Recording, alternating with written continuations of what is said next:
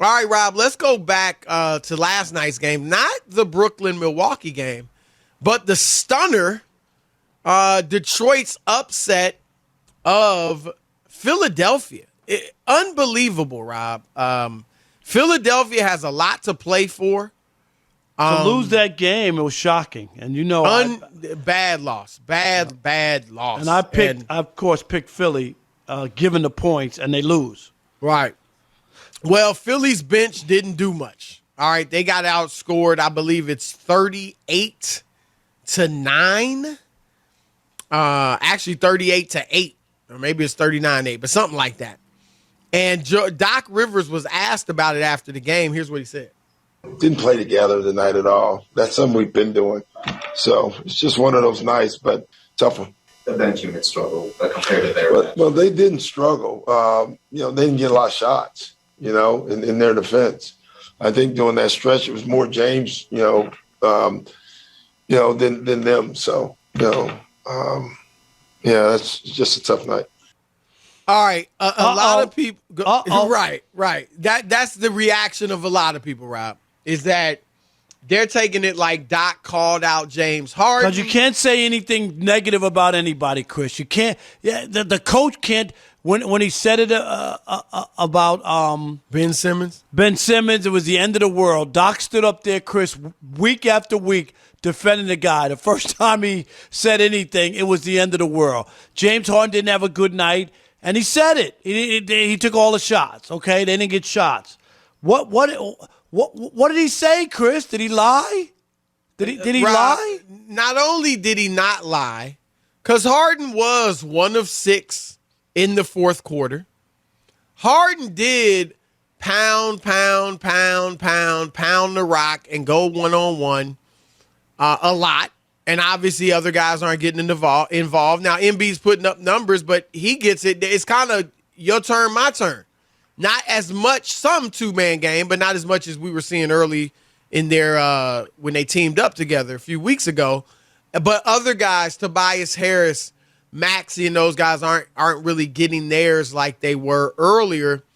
And Doc's been watching that now for a few weeks. Right. I got absolutely no problem with what he said, Rob. And to your point, he was only being honest, number one. Number two. He didn't trash him. Right. He wasn't pounding his fist on the desk. James Harden is supposed to be better than this. He's supposed to be a superstar. He cost us the game, us. Right. None of that. And Rob, I'm going to say this, Rob. If James Harden gets his panties in a bunch because of that, you never winning the title. Right. I mean, if that bothers that can't set you off. That sets you off? Right. Like, I don't get it. Rob, it's unbelievable. But you're right. That is what people are looking at. This killed the relationship with Ben. Is it going to do the same with Harden? And I get the rationale, and there is truth to it, of, be critical of your players in private, in the film session. That wasn't critical, Chris. That's the thing. I mean, I get, keep most of your criticism for them in private and then publicly kind of give them praise. I get, but you can say what Doc said. He didn't say anything that was so egregious or like James killed us. Oh, my God. Will this guy stop hoisting up threes? Or anything like that. Like, that's not what he said. Right. He was just saying it wasn't the bench. Don't write that. It wasn't the bench. Don't write that. And and that's coaching. That's all there is to it. It's coaching. And so I got no problem. We've had our issues, with some of Doc's coaching and decisions and all that. But I don't have a problem there. I just don't. I don't think that that's enough for people to make it out like Doc had, like, oh, he dissed him. Oh, he trashed James Harden in the press con. No, come on. If you can't say that, Chris, you can't say anything. Right. Why you even got a coach? Why don't you just be like the Nets with Kyrie and Durant and we'll figure it out? Right. I mean, if a guy can't say that, I'm sorry. And Rob, I just think you know I had no problem with this. I got a little bit of old school in me.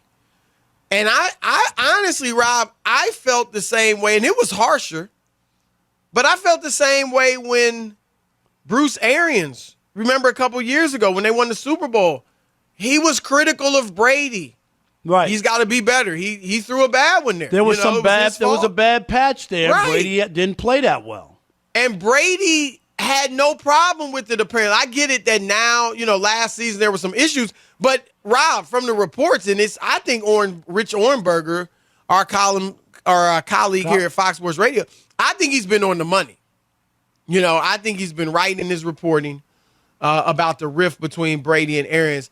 But it had nothing to do with Arians calling guys out. Right. Hey, Chris, let's bring in Rob G.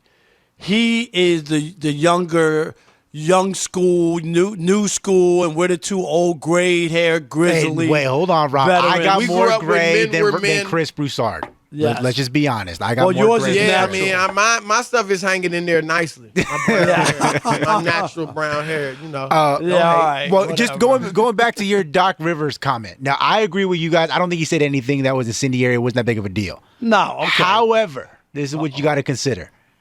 James Harden is not above quitting on a team. And he's done it multiple times now. But here's just let the thing, let me just make the point. Okay, he's go going to ahead, be go a ahead. free agent this offseason. He's going to get offered the Supermax deal. There's no way they're not going to offer it to him. Do you think that there's any part of Doc Rivers that regrets saying that? Because, James Harden is not above saying, hey, if I'm going to re-sign, he's got to go. All right, let me answer that. That's the question. Number one, James Harden cannot. James, if you're listening, you Is this cannot on? quit on a third straight team, a second straight contender. You ain't quitting on horrible teams that have no shot. You quit on the Brooklyn Nets, who've got two of the best players in the league. If he were to quit on the Philadelphia 76ers, Rob G, I'm sorry. If I'm another team, and I get some teams are desperate. Some GMs are starstruck. Right. But my good Rob, who is he not going to quit on? I agree. If he quit on Kevin Durant, Joel Embiid, And this is just like to do this now. And if you're really like this, well, you can't say anything to him. right? I'm Dude, sorry. it's scary, Rob G. Yeah, Here's my problem. but that's Here's who my he's been, problem though, with it. right? Has he not been that Rob way? G, don't you agree? There's no way he can quit on the third straight. I'm not saying can't do I'm it. not saying he'll quit. I'm saying he'll make sure that Doc Rivers is not Well, back. here's the other thing. I think Doc, if they don't go deep in the playoffs, meaning probably at least to the conference finals, I think Doc is gone. Now, I don't know that. I'm speculating. He I signed a think he's 5-year gone. contract, didn't he, Chris? Right? Yeah, I've heard it from several people in the league that they think he would be gone. Daryl Morey loves Mike D'Antoni. Okay? Loves Mike D'Antoni. And I think he would bring in Mike D'Antoni next year if they don't have a deep playoff run. Wow. And I think Doc understands that. Again, I'm not reporting anything. I'm going off my speculation, conversations with people around the league Right. who You're- also you're just right. You're not reading the reporting tea anything's leaves, right? happening, right. And yes, and so I think Doc, though, understands that, look, the pressure's on. He got to get it done. There was a report that came out the other day that some of the players in the locker room aren't feeling it. Wow. So I think Doc understands. I got to win this year. And I'm going to throw this out, guys. I don't agree with it, and I don't think it'll happen. But two executives mentioned this to me. One executive and another person kind of around the league. Doc to the Lakers. I ain't buying that. Oh, no. I ain't buying it either. Oh, no. You buying I am that, not Rob buying G? that. No. I am not buying that. But that would be Hey, crazy to me. if Doc becomes the Lakers head coach, let's just pray we never go up 3-1 on anybody because we're gonna lose. We just can't have it happen. Guess what? You won't. You won't. Right.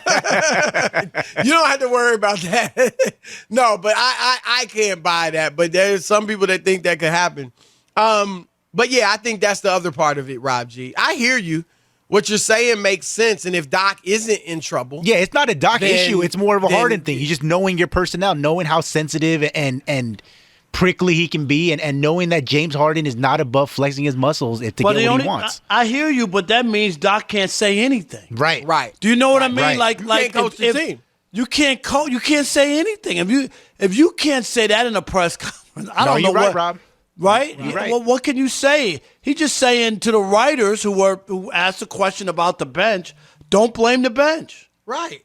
If you can't say, hey, he didn't have it tonight. James just didn't have it tonight. That's all right. It happens.